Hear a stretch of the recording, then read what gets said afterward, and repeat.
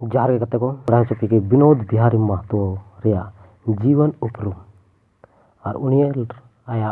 जीवन रे चेलका राजनीतिक क्षेत्र में संघर्ष का अका खय पढ़ाव कना और विनोद बिहारी महतो रे जन्म दो हुई कानते सन 23 सितंबर सन 1923 ईस्वी रे धनबाद जिला बलियापुर प्रखंड हपन हपन आतु जहां ᱧᱩᱛᱩᱢ कानते बड़दहा गांव दो धनबाद बलियापुर प्रखंड खय थोड़ा लय को कि विनोद बिहारी महतो अरे आज बाबा इन किसाने बांग तहना उनको ठे ज़्यादा पैसा पति बांग तहना लेकिन आज बाबा बढ़ाई तहना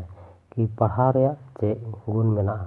ओना कहते उनी सोचाल दा कि इंग रेंगिदार विनोद बिहारी महतो दो जरूर पढ़ाया और ओना पढ़ाव रे जिज्ञासा कते गे प्राथमिक शिक्षा प्राइमरी स्कूल दो आको अतु सुर बलियापुर खय गे पढ़ावना ओना दो लय को कि विनोद महतो 10-15 किलोमीटर ताड़ाम कते स्कूल चला उन दिन दो स्कूल दो बांग तहलना ओना कहते आको आतु को थोड़ा सागिन ताड़ाम कते चला उसके बाद उनी दो डीएवी पब्लिक स्कूल झरिया और शिक्षा लगी पढ़ा लगी चलाना और ओडे हो पास केदा सन 1941 रे विनोद बिहारी महतो दो मैट्रिक के पास केदा और मैट्रिक पास कते दो उनी दो विनोद बिहारी महतो दो आया पढ़ावे बागी केदा और आको ओड़ा रे कष्टो कहिते उनी दो आया रोजगार तलाश रे धनबाद रेगे समाहरालय सप्लाई विभाग रे उदो किरानी लकाते नौकरी ज्वाइन केदा आया परिवार रे देख रेख कहिते उनी कोई साल ओंडे कामी केदा कहे कि उनिया हो ओना अक्तो बपला हुई चुका लंतया लेखन रे कामी एतोब केदा और ओडेगे कामी धुरावना उकिल उनी मेताय कना कि आम इना होशियार मेनामा इना काबिल मेना फिर भी चेदा आम नोरे कलर्क लकातेम कामीदा आम दो कलर्क कामी दो बाय सजा कान तमा नोआ को कथा आजम कते विनोद बिहारी बाबुआ यानी विनोद बिहारी महतोआ मने जीवी एकदम बदलेन तया उनी आया मनेते कुछ खाटो माछाय बुझाव केदा लगिते उनी दो पी के राय मेमोरियल कॉलेज खय जहां इंटर पास केदा उसके बाद नुई दो रांची चलावना रांची तो स्नातक रे डिग्री हासिल केदा उसके बाद रांची पढ़ाई पूरा के बाद उनी दो पटना लॉ कॉलेज रे 1955 रे कानून रे डिग्री हासिल केदा नुका नुया जहां टर्निंग पॉइंट है लंतया कि आया लॉ रे जहां जिज्ञासा जगह लंतया उनी लॉ पढ़ा पूरा केदा उनी उकिल बनाव कते सन 1956 ईस्वी रे जहां रे कामी तना ओंडे गे धनबाद रेगे उकिल रे कामी ते जैन केदा विनोद बिहारी महतो दो नेले थाना कि जहां वकालत जहां उकिल को ओना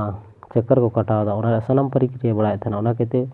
जहां लॉ उकिल बनाव कते ओना को कष्ट दो बांग हुई कान तया उनी दो धीरे धीरे ते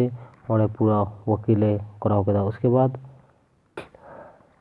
उकिल रे कमी तेगे जहां बोकारो इस्पात यानी कारखाना बनावना Bharat coking coal limited central coal field limited Damodar घाटी परियोजना नोआ को जहां विस्थापित होड़ को तहलना अडी कष्ट को तहलना उनको खातिर हो विनोद बिहारी महतो दो उनको के विरोध हमेशा तिंगु तहना अरे लड़ाईना लेकिन विनोद बिहारी महतो मिटे खासियत तहलन तया कि अगर जहां के केस जीतावना चाहे जहां केस लड़ाई केदा जदि उनी फीस तहल मेना तया और जदि उनी समारे जहां बेसे बुझाव केदा उनी चितार रे उनी दाने एमाया यानी आया फीसे निछावर कता चाहे उनी फीस बाय थावा नुंका नुया कमी तहना नुई विनोद महतो अडी नपाय होड़े तहलना और लय को कि जहां मेना लय को कि उनी विनोद बिहारी हो मिटे दानी लकाते हो तहलना जदि दुख समय रे जहां उनी आया समार हिजुआ तो उनी राजनीतिक रेदो बाय पारेसला ओना लहा वकालत साथे विनोद बिहारी महतो रेदो संगीत रे हो अडी रुचि तहलता जैसे हुई कना त्योहार टुसु परब सोहरा यानी कर्मा परब मनसा पूजा ओना करे हो बढ़ चढ़ के हिस्सा था किया और विशेषकर कुरमाली भाषा जहां कुरमाली कुर्मी भाषा